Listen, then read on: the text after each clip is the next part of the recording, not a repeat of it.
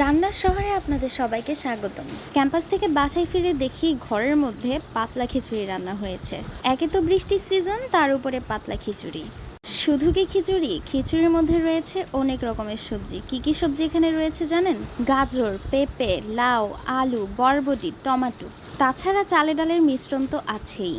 দেখুন খিচুড়ির মধ্যে থেকে কি পরিমাণ ধোঁয়া উঠছে। তাছাড়া বাহিরের ওয়েদার না দেখালেই নয়, এখনও বৃষ্টি পড়ছে।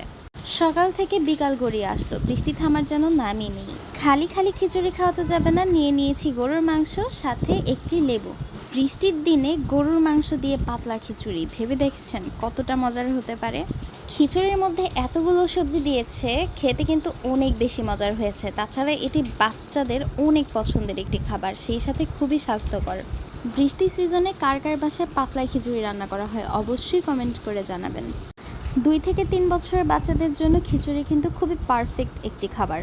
ভালো লাগলে লাইক কমেন্ট শেয়ার করে রান্নার শহর ফেসবুক পেজ ও ইউটিউব চ্যানেলের সাথে থাকবেন, আর অবশ্যই সাবস্ক্রাইব করতে ভুলবেন না। টাটা।